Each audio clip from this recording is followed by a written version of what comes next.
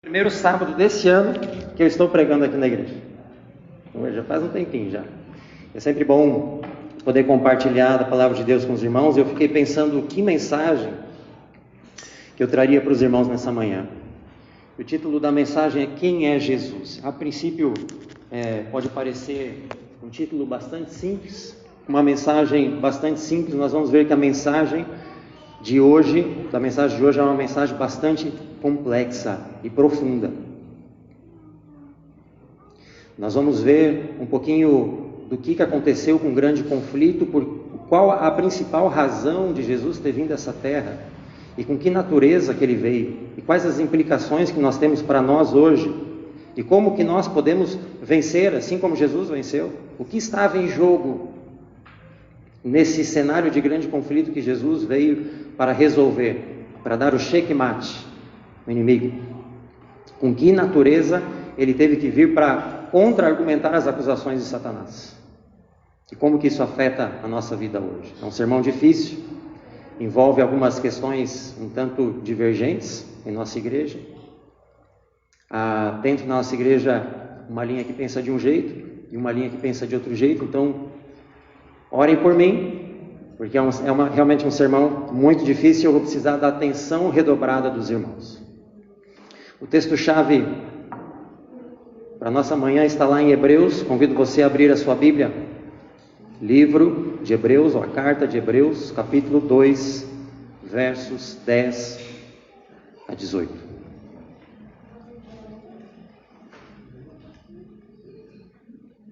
Epístola aos Hebreus, capítulo 2, a partir do verso 10.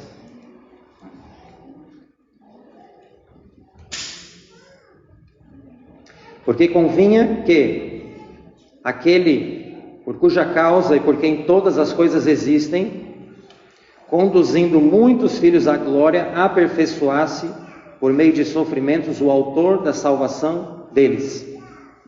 Veja, aqui está falando que Jesus, ele foi aperfeiçoado. De que modo? Através do sofrimento. Pois tanto o que santifica como os que são santificados, todos vêm de um só. Por isso é que ele não se envergonha de lhes chamar irmãos. Jesus, ele veio como um de nós. E ele não se envergonha de chamar-nos de irmãos.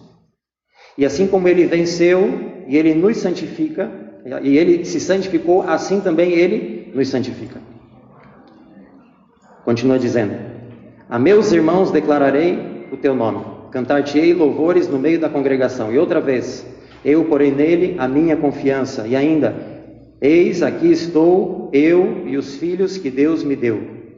Verso 14, visto pois que os filhos têm participação comum do quê? De carne e sangue, destes também ele igualmente participou, para que por sua morte destruísse aquele que tem o poder da morte, a saber, o diabo. Aqui está, nesse verso está dizendo o seguinte: Jesus, ele veio em participação comum, igual nós, de carne e sangue, e participou, o verso ainda diz, ele participou, para que assim pudesse destruir o diabo, e livrasse todos que, pelo pavor da morte, estavam sujeitos à escravidão por toda a vida. Ele veio para nos trazer essa libertação. Pois ele, evidentemente, não socorre anjos, mas socorre quem? A descendência de Abraão. Por isso mesmo convinha que em todas as coisas se tornasse semelhante aos irmãos, para ser misericordioso e fiel sumo sacerdote nas coisas referentes a Deus e para fazer propiciação pelos pecados do povo. Pois naquilo que ele mesmo sofreu, tendo sido tentado, é poderoso para socorrer os que são tentados. Nesse texto que nós lemos aqui, há muitas informações nas entrelinhas. Talvez nem tudo tenha ficado claro para você. A quantidade de informações que nós temos aqui. E para que a gente consiga entender exatamente esse pano de fundo, eu gostaria de conversar um pouquinho a respeito do grande conflito. Já a Bíblia diz que Deus, ele habita no lugar inacessível. Diz assim o Rei eterno, imortal, invisível, Deus único, honra e glória para todos sempre. Amém. O único que possui imortalidade, que habita onde? em luz inacessível, a quem ninguém jamais viu, nem é capaz de ver. A Ele honra e poder eterno. Ele, Jesus, a imagem do Deus invisível, primogênito de toda a criação. Em algum momento da eternidade, que nós não sabemos e não nos convém saber quando, mas alguém da Trindade, Deus, Ele decidiu se tornar acessível. Ao passo que antes era inacessível, para a compreensão dos seres criados, Jesus, Ele assume, Ele decide sacrificar a sua inacessibilidade para se tornar um com os anjos. Assim como Deus, o Filho, Ele vem à Terra na forma de homem para nos parecer como eu e você, lá no céu, Ele apareceu como? Na forma de um anjo, para se parecer com os anjos. E o seu nome? Arcanjo Miguel. Arcanjo Miguel, ele era um anjo cobridor, assim como Lúcifer. E as vestes de Miguel não eram mais brilhantes do que as de Lúcifer. Ambos ocupavam a mesma função. Apesar de ele ser o principal anjo, arcanjo, principal dos anjos, ele não tinha uma glória superior à dos demais. Até que em um dado momento da história, isso tudo está registrado no livro História da Redenção, capítulo 1, ou Patriarcas e Profetas, capítulo 1, Deus, ele decide criar um concílio com a sua trindade, Deus Pai, Deus Filho e Espírito Santo, para decidir sobre a criação do homem neste planeta que nós estamos. E ali o Pai, então, convida Miguel para participar desse concílio, porque ele era Deus. Arcanjo Miguel fazia parte da Trindade, ele era Deus. Mas a sua natureza, a sua posição, ele era um tanto quanto desconhecida aos anjos. Os anjos, eles não sabiam a verdadeira identidade de Miguel, ou não estava muito claro. E Lúcifer contestou esse convite, e ele ficou com inveja de Miguel. Por que Miguel foi convidado para esse concílio e eu não fui? Ora, as vestes dele não são mais brilhantes que a minha. Ele também é um anjo cobridor como eu. Se ele está acima, se ele está numa hierarquia acima como anjo cobridor, eu também estou. E de fato Lúcifer também era um anjo de luz. Lúcifer, dos seres criados, era o principal. E ele se achava que ele estava em pé de igualdade com Miguel. Então foi necessário que Deus declarasse a real posição de seu filho. E Deus então explica para os anjos que Miguel era Deus, que aquele era o seu filho, eterno, honrado e que deveria ser adorado. E que a sua presença, a presença do filho, correspondia à sua própria presença. Os anjos então ficam maravilhados. Os anjos começam a cantar glória,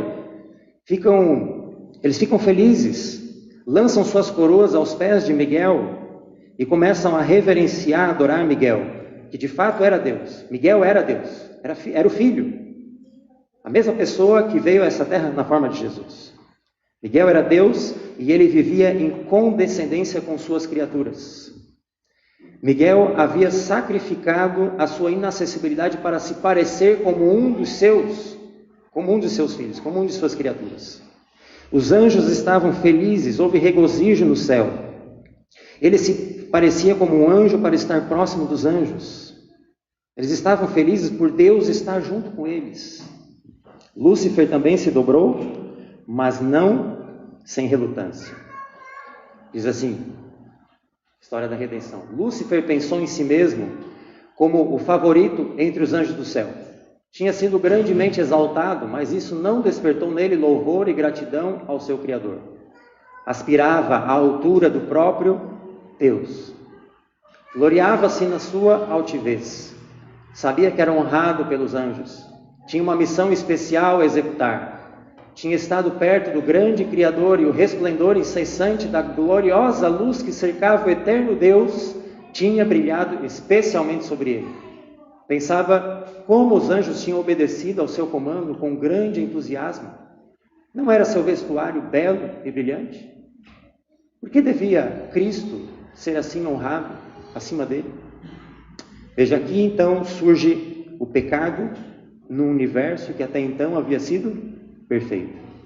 Ellen White diz que não há explicação para o pecado. Como que surgiu o pecado é um mistério. Nunca iremos saber, nunca iremos compreender por que na mente de um ser perfeito, como era Lúcifer, surgiu ali a iniquidade. Veja que a rixa de Lúcifer era com quem? Com Miguel. Ele se achava no mesmo nível que Miguel. E então ele começa a acusar Deus. Diz que até então não havia sido posto um governador sobre eles. Por que agora eles deveriam honrar, prestar honras a Miguel? Agora mais um governador sobre eles. Miguel agora mandaria neles. Eles seriam oprimidos. E ele começa então a disseminar suas acusações entre os anjos. Acusaram Deus de que não podiam prescrutar sua insondável sabedoria e verificar o seu propósito em exaltar o seu filho e dotá-lo com tal ilimitado poder e comando. Aí vem as 3 acusações de Satanás. Todo adventista deveria saber quais são as acusações de Satanás. Primeiro, a lei era injusta. A lei de Deus era injusta, não podia ser guardada. Segunda acusação, se a lei era injusta, o legislador, aquele que criou a lei, também era injusto e não deveria estar no trono. Terceira acusação, não reconhecia a divindade de Miguel. E aí então começa uma rebelião, uma campanha para derrubar Deus e assumir o trono. E ele então, ele ataca a base do governo de Deus. Veja, quando existe um político, um político que está no governo, numa prefeitura, no governo de estado, e um outro candidato quer assumir essa vaga, preencher essa vaga, começa a dar acusações da forma como aquele comandante está governando. E aqui então as acusações de Satanás são para a base, todo o alicerce do governo de Deus, que é o quê? A sua lei. A lei de Deus é o alicerce de todo o governo. Ellen White diz que a lei, ela é tão santa, tão eterna e sagrada quanto o próprio Deus. Está na história da redenção. Por quê? Por que a lei é tão santa, tão sagrada quanto o próprio Deus? Porque ela é a própria revelação do seu caráter.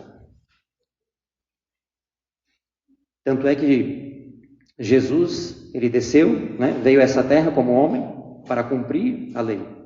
Veio pagar a penalidade da lei, que é a morte. Do contrário, se a lei não existisse, ou se a lei pudesse ser mudada, Jesus não precisava ter vindo. A lei é eterna. E Lúcifer então ataca o cerne do governo de Deus. E ali começa então uma disputa de ideias. No primeiro momento, Lúcifer consegue convencer quase a metade dos anjos, irmãos. Não é impressionante isso? Quase a metade dos anjos. E ele diz: estes estão comigo. Expulsarás também a estes e deixarás tal vazio no céu. A disputa estava acirrada. Era uma disputa de ideias. Lúcifer dizia que a lei não podia ser guardada, que eles seriam oprimidos, que a lei, ela limitava a liberdade do homem, limitava a sua felicidade, que se ele fosse o governador e que se ele estivesse assentado no trono, os seres criados seriam muito mais felizes. A lei limitava, eles teriam liberdade. Veja, muitas vezes não é essa acusação que nós vemos hoje em dia também. Não é muito parecido com as acusações que hoje temos em nosso mundo. Que a lei oprime, que a lei limita. E Deus, pelo contrário, então afirma que a lei, na verdade, é a lei do amor. Assim como um pai protege o seu filho e diz: Samuel, não mexe no fogo, Samuel. Helena, não chega perto do precipício, você vai cair. Anabela, não sobe, aí é perigoso. Como pai, a gente sabe proteger nossos filhos. Deus também sabe que a lei servia para proteger. Lá no livro de Tiago diz que a lei dá liberdade, não é assim? E Deus então tenta contra-argumentar. 2 partidos. E Lúcifer se mostra um político de alta categoria. Irmãos, isso é impressionante. Ele disputou com Deus à altura. Lúcifer, ele então aponta a terça parte que restou como prova de que realmente a lei poderia ser quebrada e que agora eles estavam muito melhores. Veja só, amém? Veja só essa terça parte. Agora sim nós somos felizes. Essa era a argumentação de Satanás.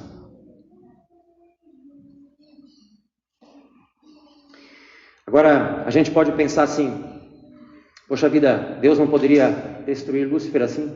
E todos os seus anjos com um simples piscar de olhos, um clique de dedos? Poderia. Mas ele respeita o livre-arbítrio. Imagine, por exemplo, que eu tenha 3 filhos, né?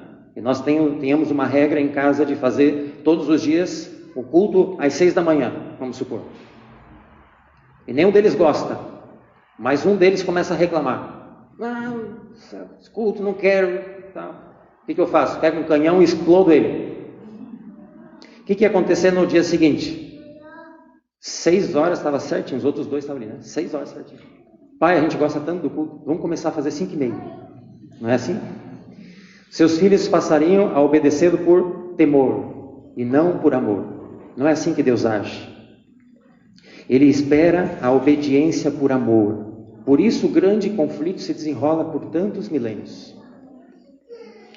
Até aqui, o conflito era de ideias.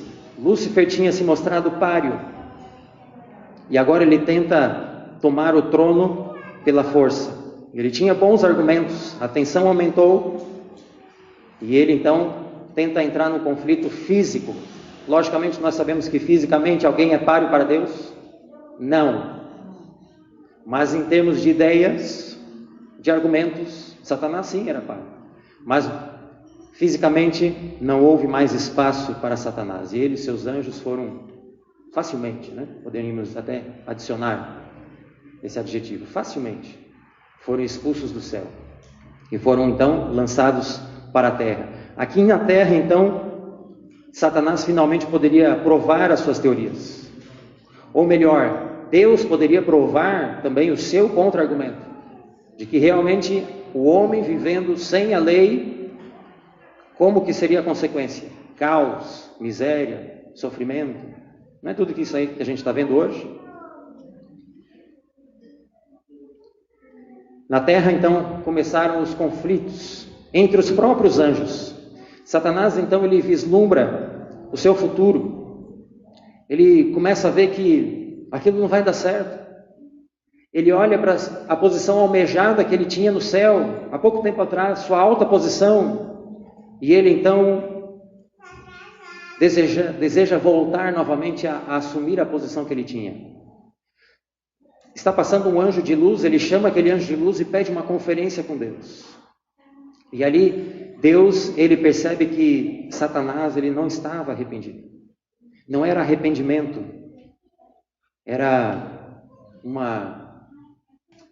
o orgulho ainda estava saliente. Ele desejava a sua posição, ele desejava retomar a glória que ele tinha. E Jesus então diz que a paz, o céu não poderia ser colocado novamente em risco. E Satanás então, ele, com ódio redobrado, ele se volta para Deus, para Adão e Eva, e tenta arrebatar de Deus Adão e Eva.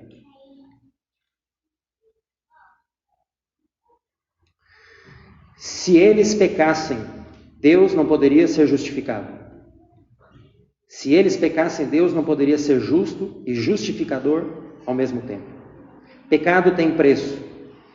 Se Deus abonasse Adão e Eva, caso eles pecassem, deveria aboná-lo também. Ali diz, a luta iniciada no céu em torno da lei de Deus continuou na terra, desde a expulsão de Satanás do céu. Então agora, Lúcifer volta todas as suas atenções para derrubar Adão e Eva. E Satanás, ele exulta com a queda do homem. E ele então mostra como uma prova de que a lei não podia ser guardada. Ele exulta tanto com a queda de Adão e Eva e mostra então uma evidência clara. Era uma evidência clara, sim ou não? Era uma evidência real, está ali. Adão e Eva caíram.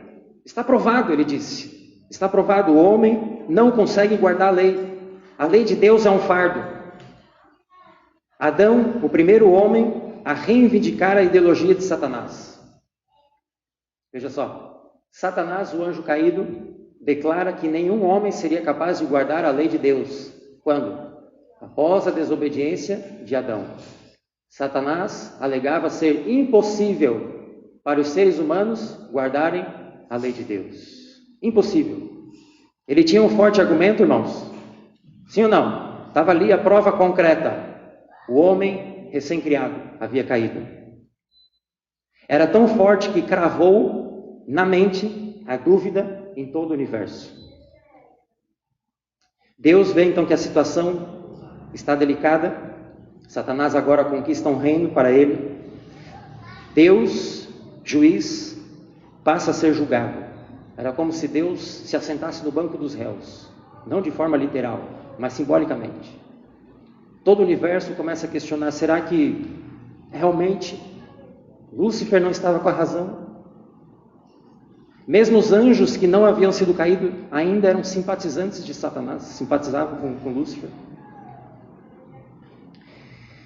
Os anjos questionavam quem estaria com a razão. Olha isso, irmãos, a gravidade do conflito. O Deus Todo-Poderoso, né?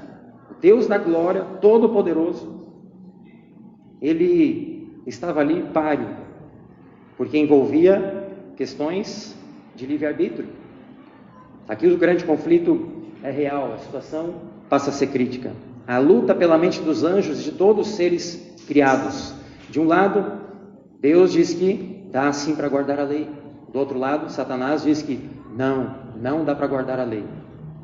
Pecado é tão grave. Pecado, aqui tem mais uma citação.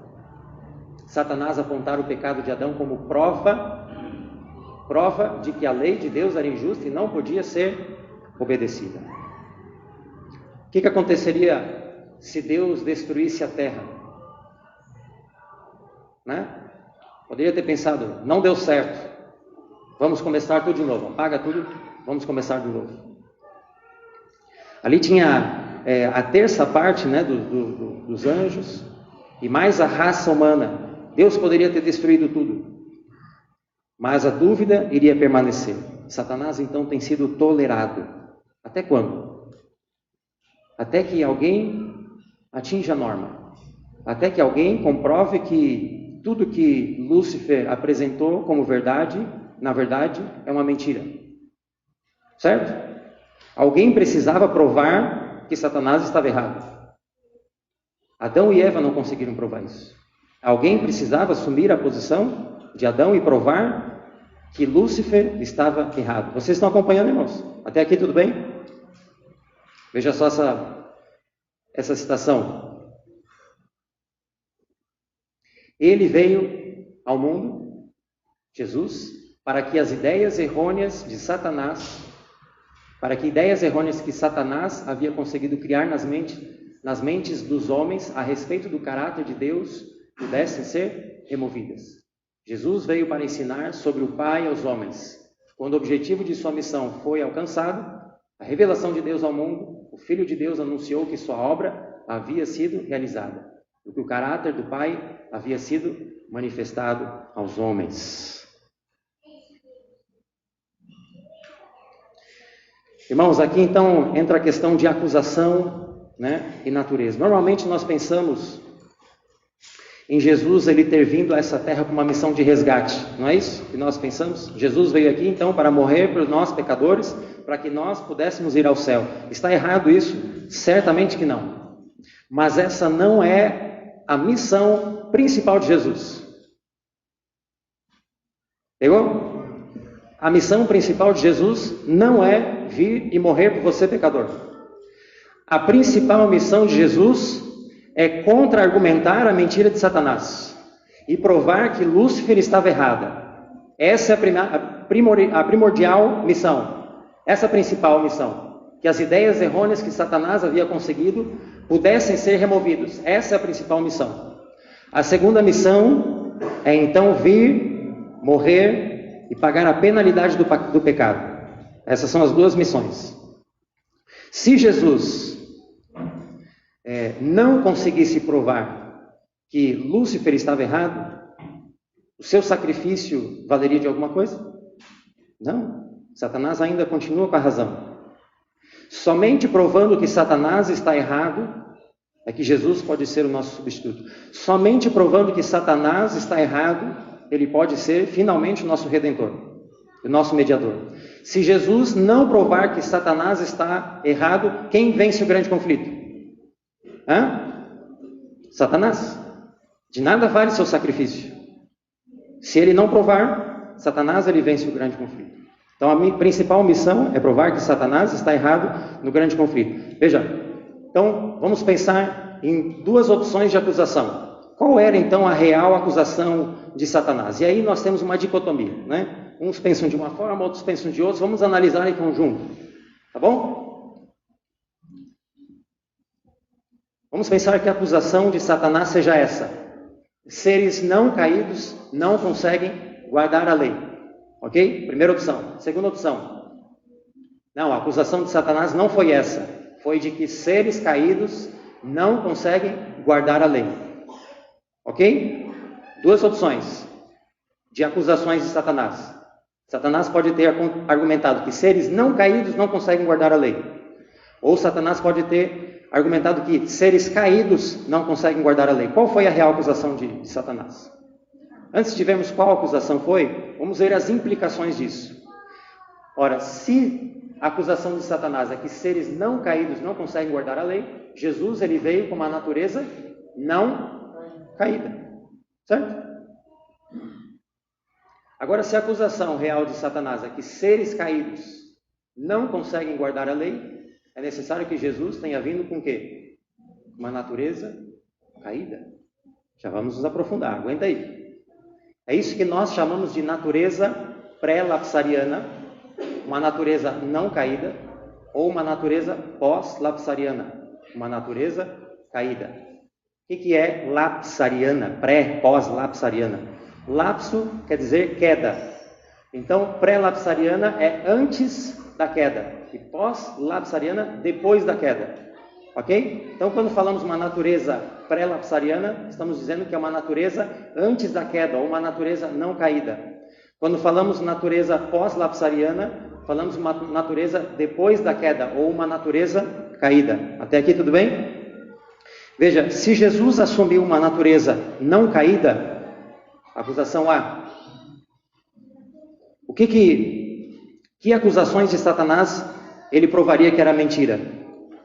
Que seres não caídos não conseguiriam guardar a lei.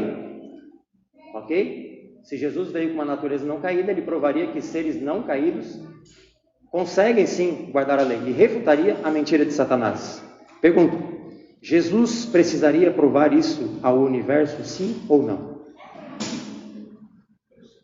Vi alguns balançando a cabeça que não. Verdade, Jesus não precisaria provar isso. Por quê? Porque já existia outros 2/3 de anjos no céu e outros seres em outros mundos que foram criados por Deus, que Ellen White revela isso. Existem outros mundos que foram criados por Deus que não caíram em pecado. Ora, já não seriam eles prova viva de que a lei poderia ser sim guardada para seres não caídos? Que seres não caídos realmente conseguem guardar a lei? Sim. Sim. Se o Filho de Deus Altíssimo houvesse tomado a carne humana apenas para provar que seres sem pecado, com natureza sem pecados, podem guardar perfeitamente a lei de Deus, teria havido uma humilhação infinita para provar o que já estava obviamente provado. Inúmeros seres não caídos já haviam provado isso. Por que Jesus teria que provar isso novamente? Não faz sentido. Ter passado por uma infinita humilhação para provar o que já estava obviamente provado? Considere isso. Não faz sentido. Não poderia haver maior, mais custoso, mais trágico exercício de futilidade. Não foi para isso que Jesus veio. Jesus veio para provar o que já havia sido provado? Certamente que não. Então essa não era a acusação de Satanás. Não era essa a acusação de Satanás. Algumas pessoas dizem assim: não, mas então Jesus ele veio com uma natureza metade não caída, uma metade caída. Metade caída em termos de corpo físico. Então Jesus ele veio com um corpo, uma natureza caída, porque ele tinha fraquezas, ele era suscetível a ter doenças, fragilidades, ele era suscetível à morte. Mas ele teria vindo com uma natureza não caída espiritual. Ou seja, sem inclinações e tendências ao pecado. Agora pense o seguinte: se Jesus ele tivesse vindo parcialmente como Adão e parcialmente como a minha natureza, o que ele teria provado? Que alguém com uma natureza metade pré e metade pós consegue guardar a lei de Deus. Agora eu pergunto para você: quem existe nessa natureza? Alguém? Não existe ninguém com essa natureza. Estaria provando que alguém com uma natureza que não existe, que alguém com uma natureza metade pré, metade pós, conseguiria guardar a lei. A que grupo ele estaria representando? Que tipo de humanidade é essa? Isso não existe. Finalmente, a acusação B. Somente com Jesus tomando a natureza caída e provando que, na natureza caída, a obediência à lei de Deus é possível, ele finalmente prova que Satanás está mentindo. Quando disse que os filhos e filhas de Adão não podem obedecer à lei de Deus. Não foi essa a citação que a gente leu, na verdade, sobre os anjos? Satanás, o anjo caído, declara que nenhum homem seria capaz de guardar a lei de Deus após a desobediência de Adão. Essa é a afirmação que Ellen White faz. Satanás alegava ser impossível para os seres humanos. Que seres humanos? Os seres humanos que nasceram após a desobediência de Adão guardarem a lei. Então a mentira de Satanás é afirmar que homens caídos não conseguem guardar a lei de Deus.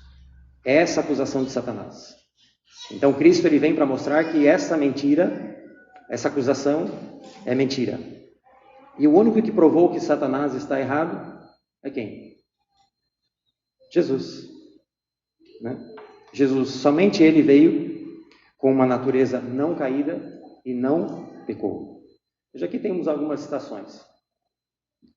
Satanás, o anjo caído, declara que nenhum homem podia guardar a lei de Deus. Quando? Depois da desobediência de Adão. Ele alegava que toda a raça humana estava sob seu domínio. Satanás declarou que era impossível a quem? Aos filhos e filhas de Adão. Quem são os filhos e filhas de Adão? Somos eu e você, irmão. Nós somos os filhos de Adão. E Satanás declarou que era impossível a nós, a eu e você, guardarmos a lei de Deus. E assim acusou Deus de falta de sabedoria e amor. Veio ao nosso mundo para manter um caráter puro e sem pecado. E para o quê? Refutar a mentira de Satanás, de que não era possível aos seres humanos guardar a lei de Deus. Cristo veio viver a lei em seu caráter humano. Como? Vamos ler junto? Exatamente na maneira pela qual todos podem viver a lei. Olha aí. Na natureza humana, se procederem como Cristo procedeu.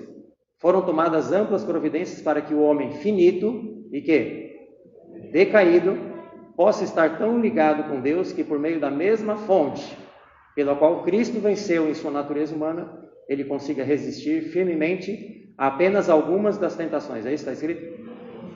A quantas das tentações? Todas, como Cristo o fez.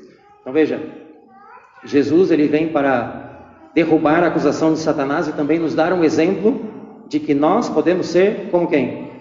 Como ele. Como ele.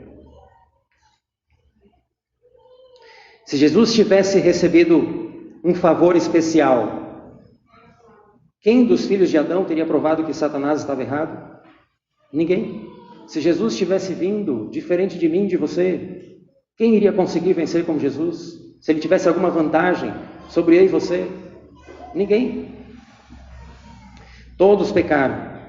Se Jesus tivesse vindo com outra natureza que não a nossa, quem seria o nosso representante nas cortes celestiais?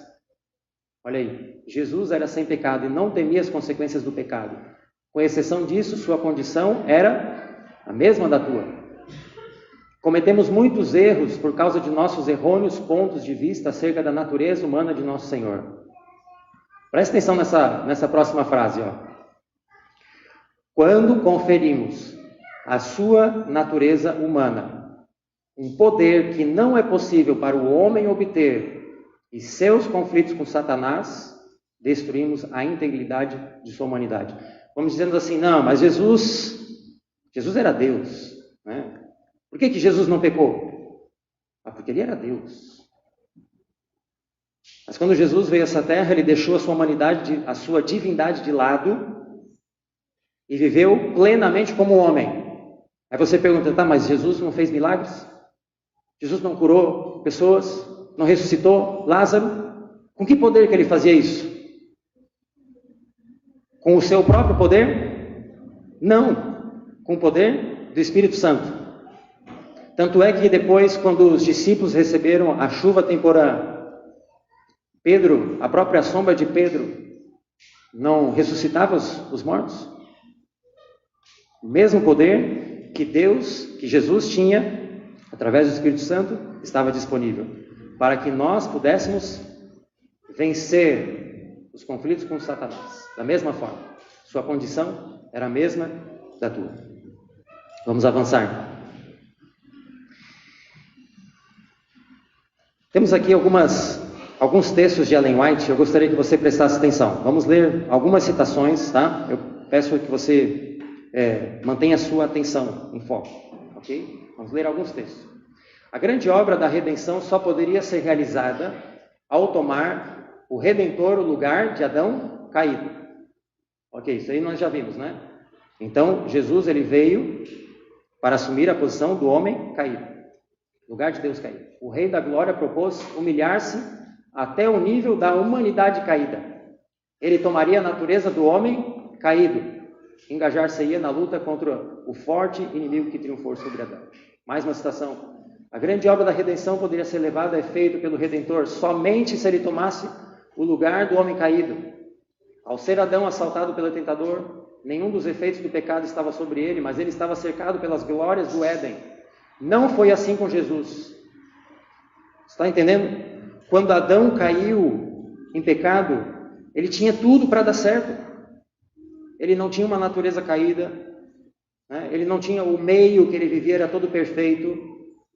Não foi assim com Jesus, pois carregando as fraquezas da humanidade degenerada, ele adentrou o deserto para lidar com um poderoso adversário, para que pudesse erguer o homem das profundidades de sua degeneração. Também Jesus disse que ele tomaria a natureza decaída do homem, e sua força não seria nem mesmo igual a deles. Foi por ordem de Deus que Cristo levou sobre si a forma e a natureza do homem caído. Foi por ordem de Deus que Cristo levou sobre si a forma e a natureza do homem caído. E a gente poderia continuar, irmãos. Irmãos, eu estou montando uma apresentação de slides com aproximadamente, já estou chegando no slide 100. Estou colecionando o texto de Ellen White. Estou colecionando, são muitos textos. A grande obra da redenção podia ser efetuada apenas pelo Redentor, tomando lugar do decaído Adão. Agora chegamos nos slides azuis. Os slides azuis são especiais, tá, irmãos? Eu separei os slides azuis. Eu gostaria que quando chegasse nos slides azuis, você acordasse, tá bom? Presta bastante atenção nesses textos. Os slides azuis são os textos principais. Desejados de todas as nações, página 49. Teria sido uma quase infinita humilhação para o Filho de Deus revestir-se da natureza humana, mesmo quando Adão permanecia em seu estado de inocência no Éden. Olha, aqui Ellen White está dizendo o seguinte, olha, se Jesus tivesse vindo com uma natureza pré-lapsariana, ou seja, com a natureza de Adão antes da queda, ou seja, em seu estado de inocência no Éden, só aí já teria sido quase uma infinita humilhação, né? Jesus, Deus Todo-Poderoso, descer na posição de um homem sem pecado, sem natureza pecaminosa, já teria sido uma infinita humilhação. Mas, continua dizendo, Jesus aceitou a humanidade quando? Quando a raça havia sido enfraquecida por 4.000 anos de pecado. Veja aqui, Jesus ele não pegou a humanidade logo depois do pecado de Adão. Foi pior ainda, porque foi a humanidade depois de ter sido enfraquecida por 4.000 anos de pecado. Foi essa humanidade que Jesus aceitou. Como qualquer filho de Adão. Quem que é filho de Adão aqui? Levanta a mão. Bom, você também é filho de Adão. Como qualquer filho de Adão, aceitou os resultados da operação da grande lei da hereditariedade. Está prestando atenção aí?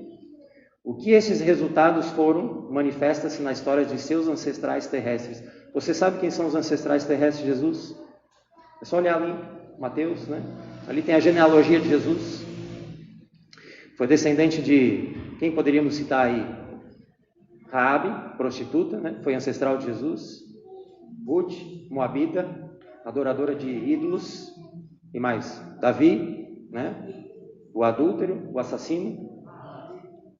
Raabe, já falei. Todos esses, Jesus aceitou os resultados da hereditariedade.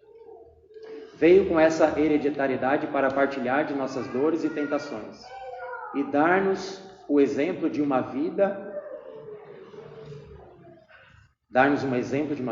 impecável. Mais um. Cristo no ermo deserto não se achava em posição tão favorável para resistir às tentações de Satanás como Adão quando foi tentado no Éden. Foi pior ainda. O Filho de Deus humilhou-se e tomou a natureza humana depois de haver a raça vagueado 4.000 anos fora do Éden e do seu estado original de pureza e retidão. O pecado tinha imposto seus terríveis estigmas ao gênero humano por séculos. E olha só o que diz, ó. E a degenerescência física, está prestando atenção aí? Mental e moral prevalecia por toda a humanidade humana. Ah, irmão. Então Jesus ele não poderia ter vindo com natureza metade pé, metade pós, certo? Porque que tipo de humanidade que ele aceitou? Degenerescência física, mental e moral. Foi o pacote completo, irmão. Pacote completo. Não foi só a carne, não. Foi o pacote completo. Mente, moral e física. Cristo no deserto da tentação ficou no lugar de Adão para suportar a prova que ele deixou de resistir. Ali Cristo venceu em lugar do pecador. 4.000 anos depois de Adão volver as costas à luz de seu lar. Separado da presença de Deus, a família humana, a cada geração sucessiva, estivera se afastando mais e mais da pureza, sabedoria e conhecimento originais que Adão possuía no Éden. Ok? As gerações foram passando ao longo desses 4.000 anos e cada vez mais se degradando, piorando. Cristo suportou os pecados e fraquezas da raça humana, tais como existiam quando ele veio à Terra, para ajudar o homem. Em favor da raça, tendo sobre si as fraquezas do homem caído, devia ele resistir às tentações de Satanás em todos os pontos em que o homem seria tentado. Não precisamos classificar a obediência de Cristo por si mesma como alguma coisa para a qual ele se achava particularmente adaptado. Olha aí, irmãos. Vai tomando nota aí. Por sua especial natureza divina, pois ele se encontrava diante de Deus como representante do homem, foi tentado como substituto e fiador do homem.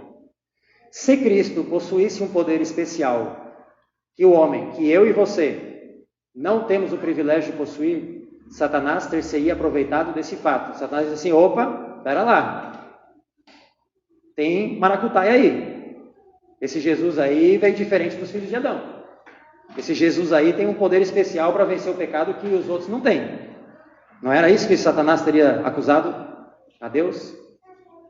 A obra de Cristo era tirar das reivindicações de Satanás o seu domínio sobre o homem. Provar que Satanás estava mentindo.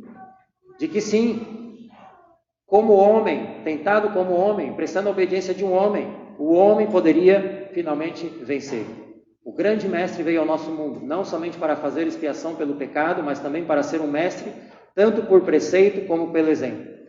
Veio mostrar ao homem como guardar a lei na humanidade, de modo que ele não tivesse, ele quem? Nós, não tivéssemos nenhuma desculpa para seguir o seu próprio critério imperfeito. Vemos a obediência de Cristo. Sua vida era sem pecado. A obediência durante toda a sua vida é uma censura à humanidade desobediente. A obediência de Cristo não deve ser posta de lado como se fosse completamente diferente da obediência que Ele requer de nós individualmente. Cristo nos mostrou que é possível para toda a humanidade obedecer às leis de Deus. Ele não apenas foi feito carne, mas foi feito à semelhança de... Poxa, agora a Ellen White pegou pesado, né? Poxa, agora eu não esperava isso de Ellen White, você pode pensar. Será que Ellen White está errado? Poxa, daí já é apelação. Agora Ellen White está apelando, né? Não é? Poxa, carne pecaminosa. É isso mesmo que a gente está lendo ali? Ele não apenas foi feito carne, mas foi feito à semelhança da carne pecaminosa. Não foi uma pretensa humanidade que Cristo tomou sobre si. Não foi uma humanidade de mentirinha, irmãos. Não foi essa humanidade que Jesus tomou. Uma humanidade de mentirinha. Ele tomou a natureza humana e viveu a natureza humana.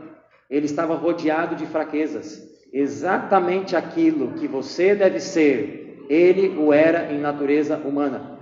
Ele tomou nossas fraquezas. Ele não somente foi feito carne, mas foi feito à semelhança da carne pecaminosa. Agora, para que a gente possa entender que termos uma carne pecaminosa, isso não é considerado pecado, a gente precisa reconstruir a ideia do que é pecado. Você precisa apagar aí tudo que você aprendeu sobre o que é pecado e reaprender novamente o que é pecado. Porque, assim como os pré-lapsarianos, os pós-lapsarianos também acreditam que Jesus era 100% Deus. Veja, aqui está uma lista de coisas que tanto um lado quanto o outro acreditam. Tanto aqueles que são pré-lapsarianos como os que são pós-lapsarianos, tanto um quanto o outro acreditam que Jesus era 100% Deus, ok? Jesus era 100% homem. Todos eles acreditam que Jesus nunca pecou, que Jesus podia sim ser tentado e que Jesus podia ter pecado. Acreditamos assim, Jesus ele realmente poderia ter caído. Jesus poderia ter falhado. Alguns que afirmam que isso é uma afronta a Deus. Imagina, blasfêmia. Dizer que Jesus poderia ter caído em pecado. Blasfêmia, irmão. Né? Os irmãos católicos, muitos protestantes, afirmam que Jesus não podia ter caído em pecado. Nós, como adventistas, cremos, mesmo os pré-lapsarianos creem que Jesus, sim, poderia ter caído em pecado. A diferença então está aqui. Uns acreditam que Jesus veio com natureza não caída, pré-lapsariana, e outros acreditam que Jesus veio com natureza caída, pós-lapsariana. Para que possamos então entender que Jesus ele pode ter assumido uma carne pecaminosa, mas ainda assim assumimos que ele nunca pecou, precisamos então redefinir o que é pecado. Está aqui, irmãos? Tudo bem? O que é pecado? Se não esclarecermos o que é pecado, cada um vai assumir conceitos diferentes. Seria Jesus, afinal, pecador? É natureza pecaminosa pecado em si? Não. Então, veja, se nós não entendermos o que é pecado, todo o restante do que cremos, do que é o Evangelho, entenderemos da forma errada.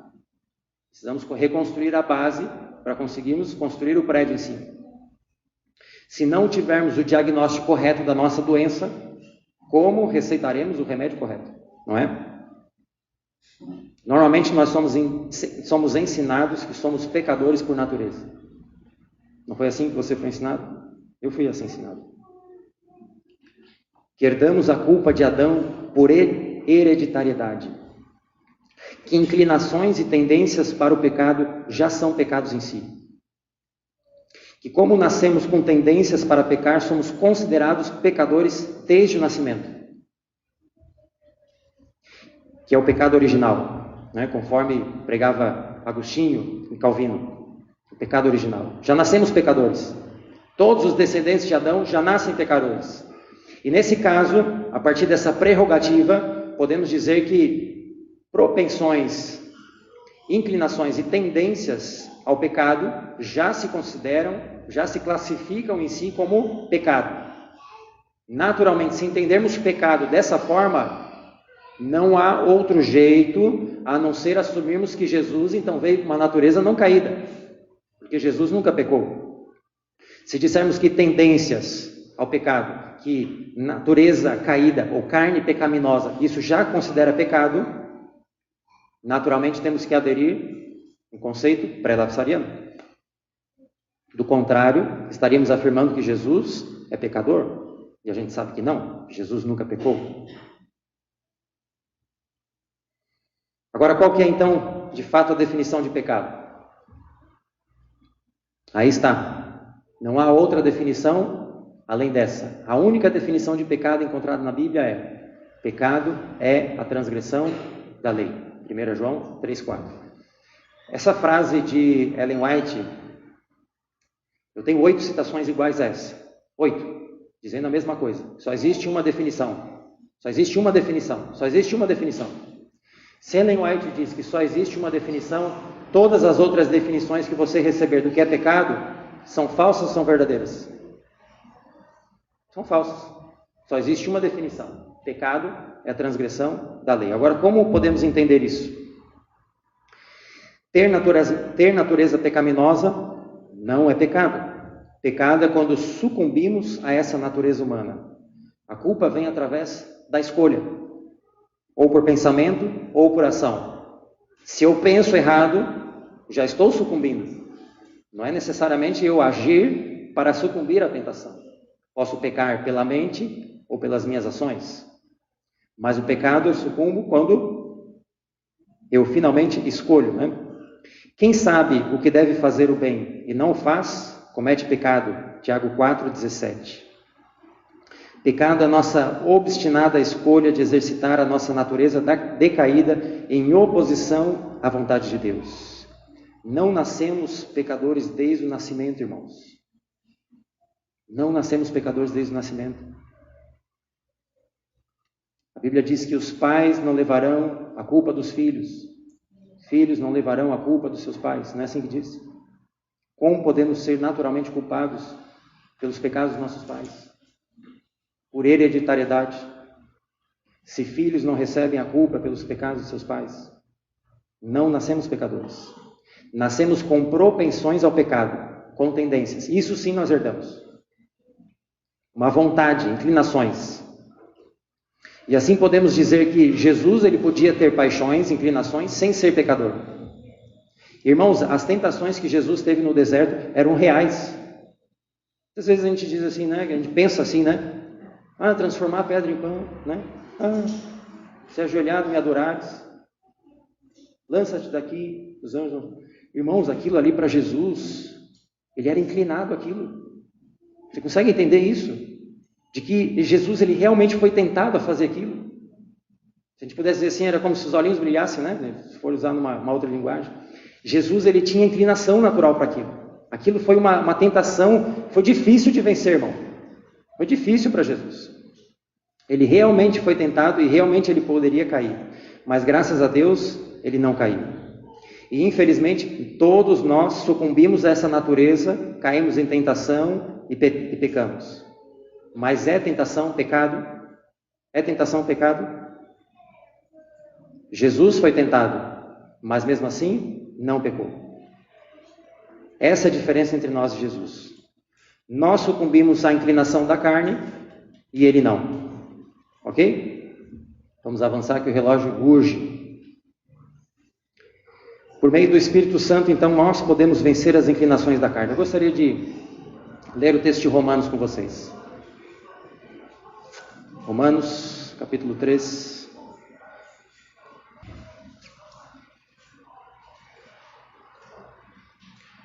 Romanos, capítulo 8. Versos 3 a 11. Porquanto, o que for impossível à lei, no que estava enferma pela carne, isso fez Deus enviando o seu próprio Filho, em semelhança do quê? De carne pecaminosa. E no tocante ao pecado. E com efeito condenou Deus na carne o pecado. Você pode dizer assim, irmão, mas era semelhante. Mas semelhante também não é diferente. Não é? a fim de que o preceito da lei se cumprisse em nós, que não andamos segundo a carne, mas segundo o Espírito. Então, quer dizer, Jesus ele veio semelhante à nossa carne pecaminosa e venceu com efeito a condenação de Deus na carne. Mesmo em carne, ele conseguiu condenar o que éramos acusados, a fim de que, pelo Espírito, pudéssemos vencer a carne. Verso 5. Porque os que se inclinam para a carne, cogitam das coisas da carne, mas os que se inclinam para o Espírito, das coisas do Espírito. Porque o pendor da carne dá para a morte. Veja aqui, a gente já tem exatamente os dois lados, né? A carne e Espírito. Carne leva para a morte, mas o Espírito para a vida e paz. Carne leva ao pecado. E Jesus ele vem em semelhança dessa carne pecaminosa. Verso 7. Por isso o pendor da carne é inimizade contra Deus, pois não está sujeito à lei de Deus, nem mesmo pode estar. Portanto, os que estão na carne não podem agradar a Deus. Vós, porém, não estáis na carne, irmãos. Vós, porém, não estáis na carne, mas no Espírito, se, de fato, o Espírito de Deus habita em nós. E se alguém não tem o Espírito de Deus, o Espírito de Cristo, esse não é dele. Se, porém, Cristo está em vós, o corpo, na verdade, está morto por causa do pecado, mas o Espírito é vida por causa da justiça. Podemos, então, vencer a carne pecaminosa, através do Espírito. Se habita em vós o Espírito daquele que ressuscitou a Jesus dentre os mortos, este mesmo que ressuscitou a Cristo Jesus dentre os mortos, fará o quê? Vivificará também o vosso corpo mortal, por meio do seu Espírito que em vós habita. Veja qual que era então a diferença entre nós e Jesus. Havia alguma diferença entre nós e Jesus? Havia, irmãos. Havia. Qual que era a diferença entre nós e Jesus? Jesus, ele já nasceu batizado pelo Espírito Santo. Ele não foi gerado pelo Espírito Santo. Desde o nascimento, ele foi batizado pelo Espírito Santo. E com isso ele conseguiu abafar as suas próprias inclinações, que sua natureza tinha tendência a pecar. Ok? Está dando para entender? Ele veio com uma natureza caída, tinha propensões, tinha inclinações, mas ele não caía. Ele conseguia abafar isso, porque ele também tinha o poder do Espírito Santo. Ele era batizado desde o nascimento. Nós somos batizados desde o nascimento, sim ou não? Não. É por isso que é tão difícil, quando nós vemos uma criancinha, né? Logo já começa a fazer coisa errada. O egoísmo, o orgulho, uma criança. Porque sem o poder do Espírito, logo sucumbe às suas próprias inclinações. Quando que nós podemos nos tornar semelhantes a Cristo? Quando somos batizados pelo Espírito Santo. Vamos ver alguns textos que falam sobre isso. Enfrentou a tentação como homem e venceu na força que lhe foi concedida por quem? A força dele mesmo? Foi a divindade dele que ele usou? Não, a de Deus. E ele nos dá um exemplo de perfeita obediência. Tomou providência para que nos tornemos participantes da natureza divina. Então veja, Jesus ele quer que nós nos tornemos participantes da natureza divina. O que é tornar-nos participantes da natureza divina? Recebemos o poder do Espírito Santo. E nos assegura que dessa forma podemos vencer como ele venceu. Sua vida testificou que com a ajuda do mesmo poder divino que Cristo recebeu, é possível o homem obedecer à lei de Deus. Tenho recebido cartas afirmando que Cristo não podia ter tido a mesma natureza que o homem, pois nesse caso teria caído sob tentações semelhantes. Não é muitas vezes o que afirmam para nós, o que muitas vezes nós somos ensinados assim, de que não, imagina, Jesus não podia ter a mesma natureza que nós, senão ele teria caído sob tentações. Ora, se não possuísse natureza humana, não poderia ter sido exemplo nosso. Se não fosse participante de nossa natureza, não poderia ter sido tentado como o homem tem sido tentado. Se não lhe tivesse sido possível ceder à tentação, se ele estivesse blindado, se ele tivesse alguma vantagem que eu e nós não temos, não poderia ser nosso auxiliador. Era uma solene realidade essa de que Cristo veio para ferir as batalhas como homem, em favor do homem. Será que Jesus, ele já sabia quando ele veio nessa terra que ele iria vencer? Era uma real possibilidade. A sua queda. Ele poderia ter falhado. Sua tentação e vitória nos dizem que a humanidade deve copiar o modelo. Deve o homem tornar-se participante da natureza divina. Mais um. Depois da queda do homem, Satanás declarou que os seres humanos tinham se provado incapazes de guardar a lei de Deus. Isso aí nós já vimos, né? Vimos que a acusação que Satanás fez é a acusação B, não a acusação A. De que o homem, depois da queda, não poderia guardar a lei de Deus. Essa é a acusação B. E procurou arrastar consigo o universo nessa crença. As palavras de Satanás pareciam verdadeiras. Ora, Adão e Eva caíram. Todo mundo caiu. E assim, né, toda a humanidade foi caindo em pecado. Mas Cristo veio para desmascarar o enganador. A majestade do céu empreendeu a casa do homem. E com os mesmos recursos que o homem pode alcançar, resistiu às tentações de Satanás. Como o homem tende a elas resistir. Irmão, você pode resistir à tentação? Muita gente diz assim, irmãos, somos falhos, nós somos pecadores, né? Somos assim mesmo, vamos continuar caindo, vamos continuar pecando, não tem jeito, a nossa natureza é falha, não vamos vencer o pecado, vamos continuar pecando, e pecando. Através dos mesmos recursos que o homem pode alcançar, resistiu às tentações. Como o homem tende a elas resistir. Esta era a única maneira que o homem caído podia tornar-se participante da natureza divina. E ele vem falando, natureza divina, natureza divina. Vocês têm que se tornar participantes da natureza divina, participantes da natureza divina. O Senhor veio ao nosso mundo não para revelar o que Deus poderia fazer. Olha, irmãos. Mas o que o homem poderia fazer, por meio da fé, no poder de Deus para ajudar em cada emergência. O homem deve, mediante a fé, ser participante da natureza divina e vencer cada tentação com que é sediado. Cristo veio para nos tornar participantes da natureza divina. Sua vida declara que a humanidade unida à divindade não comete pecado. Esse é o poder da natureza divina. Se nos apossarmos dessa natureza divina, o que diz ali? Não cometeremos pecado. Irmão, não sou eu que estou falando não, irmãos. Pode falar, nossa, mas o João está falando, não sou eu que estou falando nada. Não estou falando nada, irmãos. Só estou lendo. Tá bom? Você está entendendo o que eu estou fazendo? Eu não estou falando nada. Não está saindo nada do que o João está inventando coisa. Eu só estou lendo, irmãos. Só estou lendo. Escritos inspirados. Que nós, como adventistas, cremos. Né? Ou não cremos mais em Ellen White. Sabe, irmãos? Existe uma onda, uma leva em nosso meio de adventistas subversivos. Adventistas progressistas. E vão dizer assim, mas Ellen White não era teóloga. Ela era só profetisa. Eu sou teólogo. Eu entendo diferente. Ellen White não. Ellen White era só profetisa. Teólogo, entendeu? Vai ter gente que vai dizer isso, irmãos. Para mim, escrito de Ellen White vale tanto quanto a Bíblia. Ou não foi o mesmo Espírito que inspirou Ellen White? O mesmo Espírito que inspirou todos os escritores. Moisés, os profetas, Mateus, Marcos, Lucas. Não foi o mesmo Espírito que inspirou Ellen White?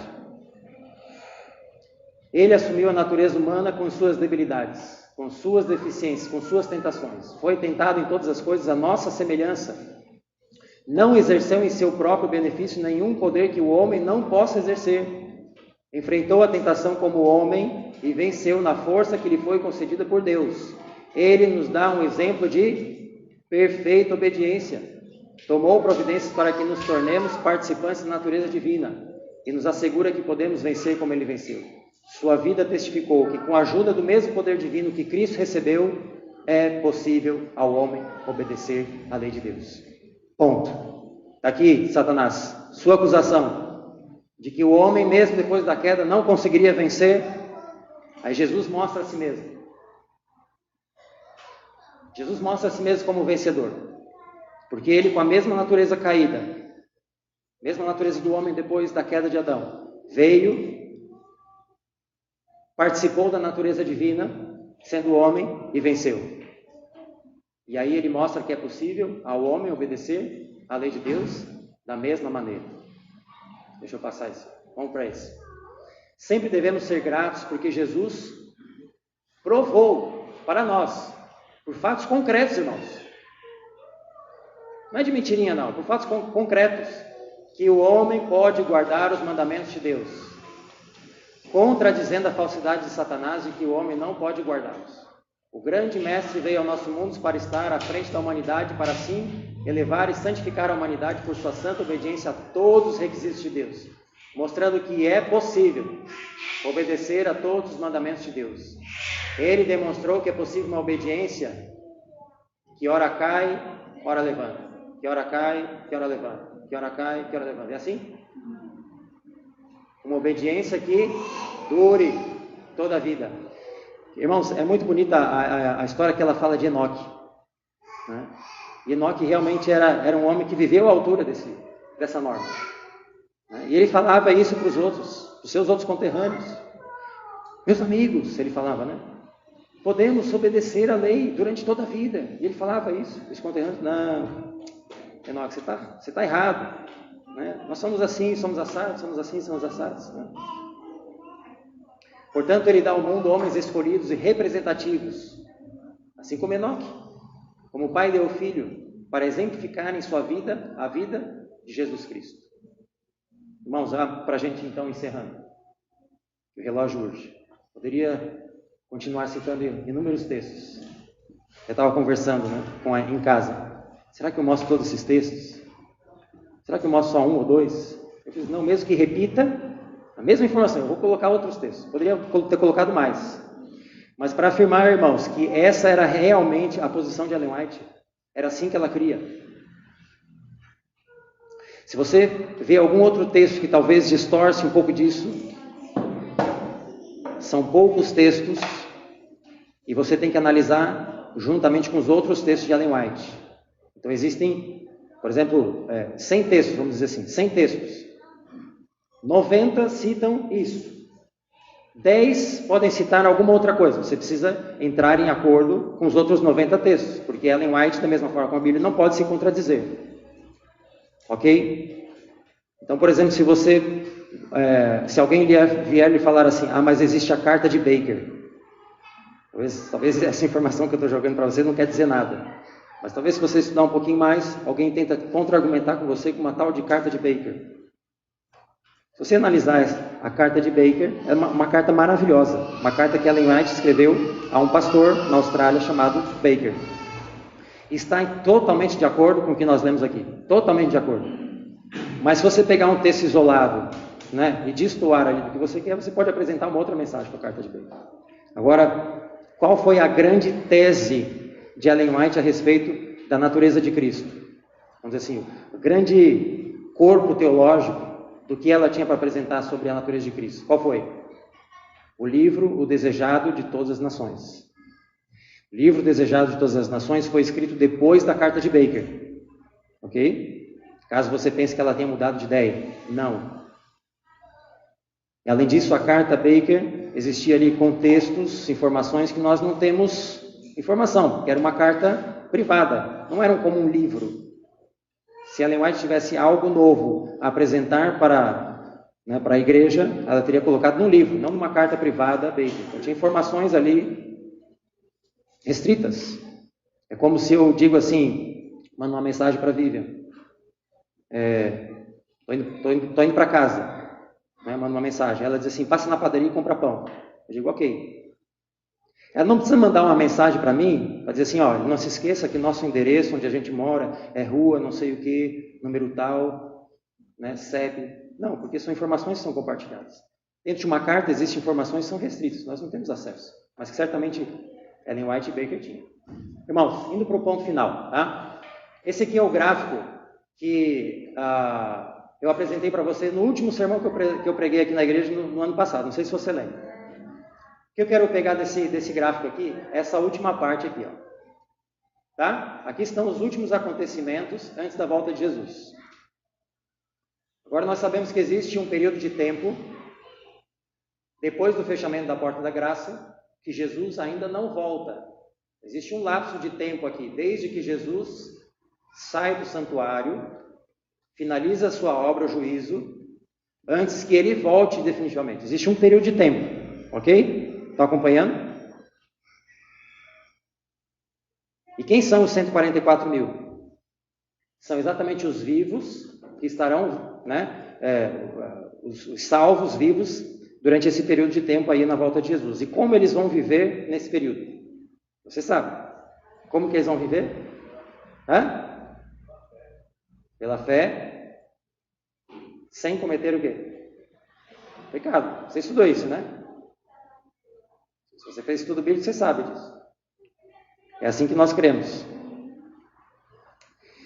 É daí que vem aquele verso: continue injusto fazendo justiça e o justo continue na prática da justiça. Né? O que faz com que os 144 mil não pequem mais nesse período? O que você acha? Selados, estão selados, correto. Talvez alguns pensem assim: foi a chuva serôdia que prepara os 144 mil para não pecar mais. Como se fosse assim: nós pecamos, mas quando vier a chuva serôdia, aí sim vamos deixar de pecar. Muitos acreditam assim, tá? Muitos acreditam assim. Olha só o que Ellen White diz, que a chuva serôdia não cai para transformar o caráter, mas sobre aqueles que já transformaram o caráter. Olha só o que ela diz aqui em Testemunhos Seletos, volume 2, página 69. Cumpre-nos remediar os defeitos de caráter, purificar de toda contaminação o templo da alma. Então a chuva serôdia cairá sobre nós, como caiu a temporã sobre os discípulos no dia do Pentecostes. Primeiro uma coisa, depois a outra. Olha o que ela diz. Primeiro, cumpre-nos remediar os defeitos do caráter. Então, percebeu? Cairá a chuva serôdia. A chuva serôdia cai sobre aqueles que já estão santificados. Ela não vem para santificar. Agora vamos pensar em algumas implicações. Sei que o relógio está me apontando ali, mas vamos pensar em algumas implicações. Imagine você, no pensamento pré-lapsariano: nunca deixamos de pecar. Vamos deixar de pecar quando esse corpo corruptível se tornar de incorruptibilidade, naquilo que é imortal se revestir de imortabilidade. Aí sim, na glorificação, na volta de Jesus, é quando vamos deixar de pecar. Isso é como pensa um pré-lapsariano. Vamos continuar pecando por toda a vida, por causa da contaminação do pecado, que macula mesmo os nossos melhores esforços, irmãos. Ou mesmo assim, na nossa própria tentativa de vencer, podemos ser acusados como pecadores, por causa da tendência. Ok.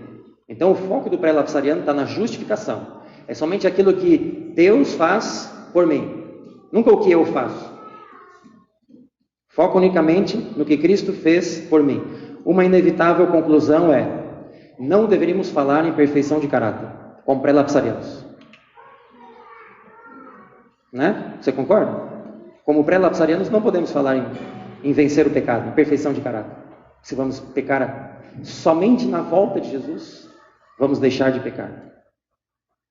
Perfeição tem de esperar até a volta de Jesus. Infelizmente, muitos adventistas estão presos a essa teologia por partir dos pressupostos errados. Enquanto presos, as suas próprias tentativas de vencer o pecado, irmãos, para andarem no caminho da santificação, resultarão em frustração e fracasso. Estão partindo do pressuposto errado. Então retomamos novamente a questão de qual acusação Cristo refutou. Acusação A e B. Se Cristo ele veio para refutar a acusação A, o que ele teria provado para a última geração? Que quando os cristãos tiverem uma natureza não caída, aí sim eles vão conseguir vencer o pecado. E quando que os 144 mil conseguiriam essa natureza não caída? Somente na volta de Jesus. É isso que a acusação A leva a concluir. Quando que os 144 mil poderiam parar de pecar? Somente na glorificação. E é assim que nós cremos? De acordo com o gráfico, é assim que nós cremos? Não. Como viverão os 144 mil? Sem intercessor.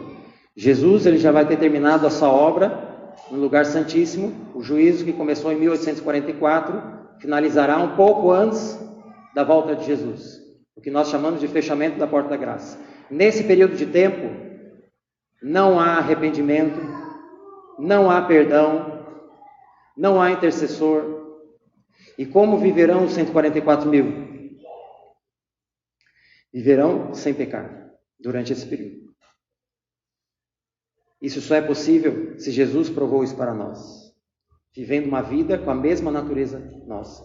Se Jesus não tivesse vindo e provado isso, né, a gente seríamos os primeiros a viver desse modo.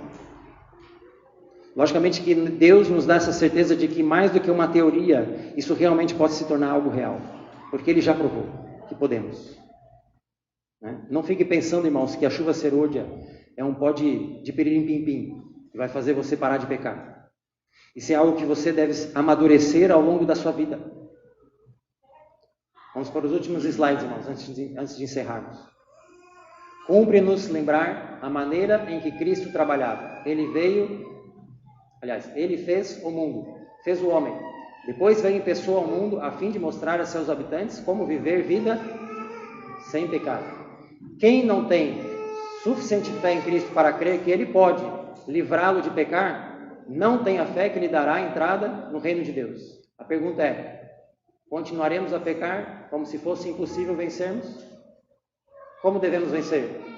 Como Cristo venceu. Essa é a única maneira. Os homens que se acham sob o controle de Satanás repetem essas acusações contra Deus, asseverando que o homem não pode guardar a lei de Deus. Jesus humilhou-se e revestiu sua divindade com a humanidade para poder colocar-se como cabeça e o representante da família humana. E por preceito e exemplo, veja, preceito e exemplo, condenar o pecado na carne e denunciar as acusações de Satanás como mentirosas. Essa é a missão principal de Jesus, lembra? Se Jesus não provar isso, de nada valerá o seu sacrifício. Sua principal missão é denunciar as acusações de Satanás como mentirosas. Jesus guardou a lei, provando, além de qualquer controvérsia, que o homem também pode fazer.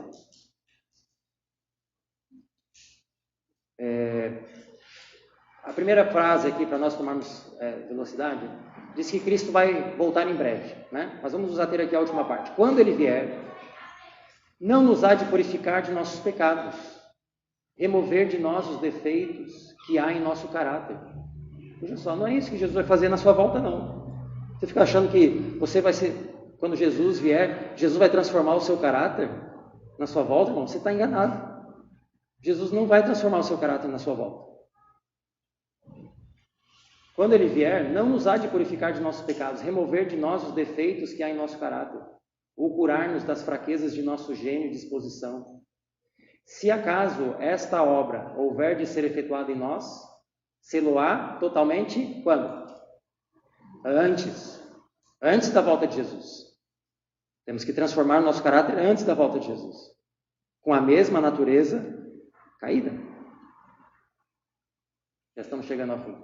O Salvador mostrou, por meio de sua humanidade consumada, por uma vida de constante resistência ao mal, que com a cooperação da divindade, podem os seres humanos alcançar nessa vida perfeição de caráter. Perfeição é uma palavra difícil, né? Uma palavra um tanto contestável. Essa é a certeza que Deus nos dá de que também nós podemos alcançar a vitória completa. Voltando à questão da acusação de Satanás. A própria imagem de Deus tem de ser reproduzida na humanidade. A honra de Deus, a honra de Cristo, acha-se envolvido no aperfeiçoamento, na perfeição do caráter de seu povo. Sabe? Jesus ele já poderia ter voltado.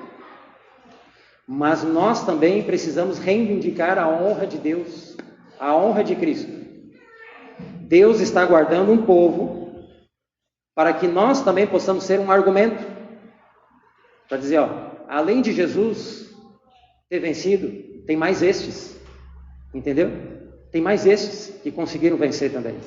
E nós precisamos defender a honra. Veja, a honra de Deus, a honra de Cristo, depende de nós também, em parte.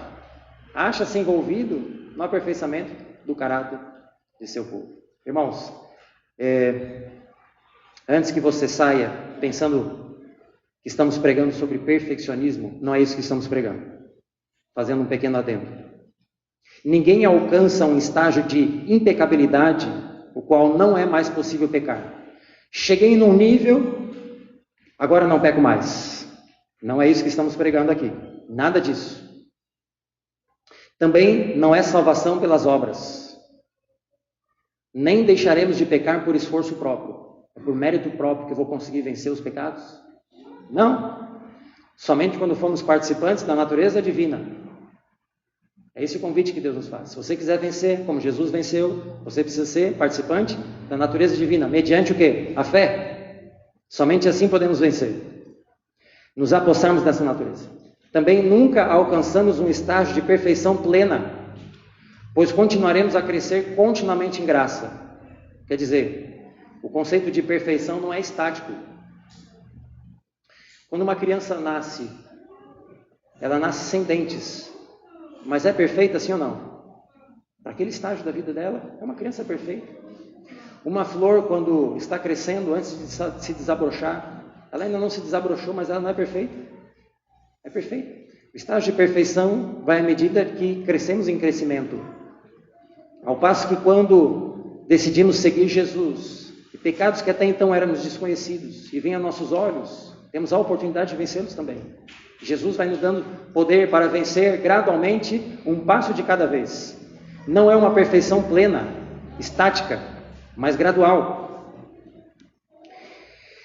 Além disso, há também os pecados de ignorância, o qual Deus não nos atribui culpa. Então precisamos diferenciar perfeccionismo de perfeição em Cristo. Perfeição em Cristo é algo real. Ok?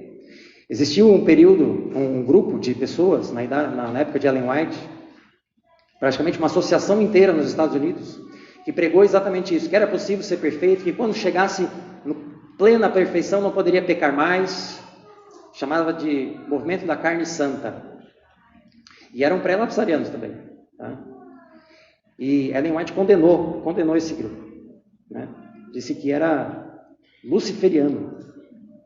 Ela ainda acrescenta: nunca saia de lábios santos palavras de tamanha presunção ao dizerem, eu não tenho pecado. Por que tanto se dizem santos e sem pecado, ela diz? É porque estão muito longe de Cristo. Eu nunca ousei afirmar semelhante coisa, Ellen White falando. Nunca ouvireis dizer que sou sem pecado. Mensagens Escolhidas, volume 3, página 354. Ela fala para vencer o pecado, mas não se gabar da sua santidade. Poderíamos acrescentar alguns versos, 2 Coríntios 10, 18, porque não é aprovado a quem a si mesmo se louva, e sim a quem o Senhor louva.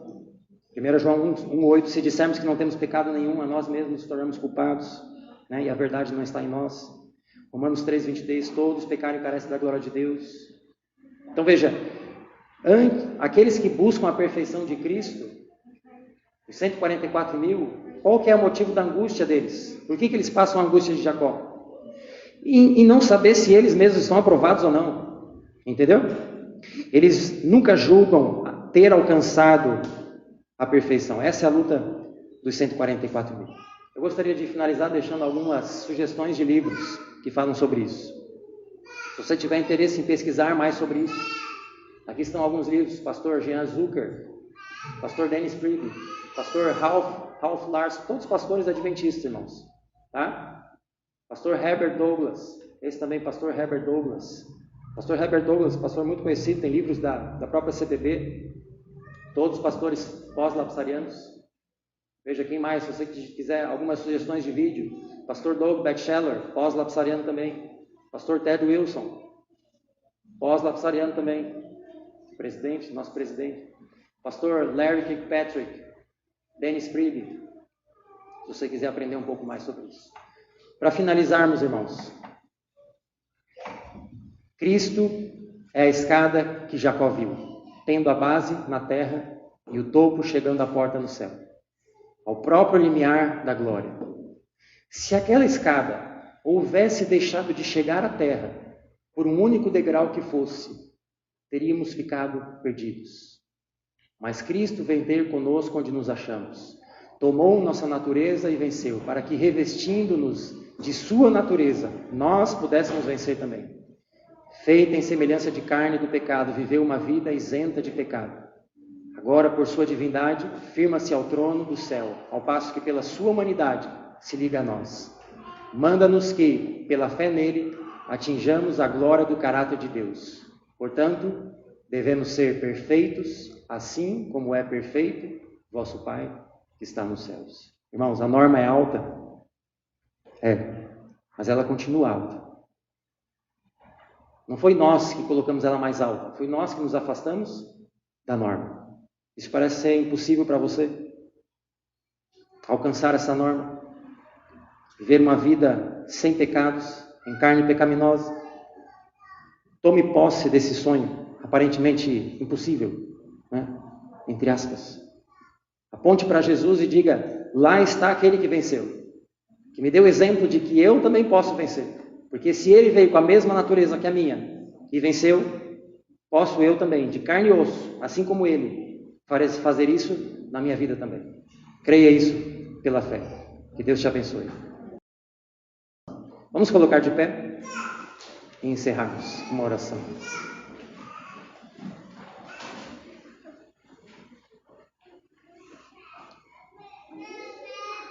Pai Santo, Eterno Deus, obrigado porque, mais uma vez, viemos até aqui, abrimos as nossas Bíblias, abrimos também o nosso coração para recebermos a verdade. Que realmente, Pai, possamos fazer estudo desse tema, que possamos aprofundar os estudos sobre a natureza de Cristo, que Ellen White afirma que é tudo para nós, a humanidade do Filho de Deus é tudo para nós. É a corrente de ouro que liga a nossa alma a Cristo e por meio de Cristo a Deus.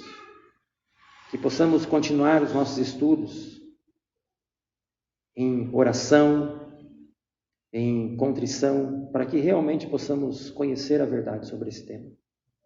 Se realmente, Pai, o Senhor nos pede para sermos como Cristo, que o Senhor possa nos dar o poder que Ele tinha também através do Espírito Santo, para vencermos todas as más inclinações, todas as tendências que herdamos, para que possamos também assim tornarmos participantes da natureza divina.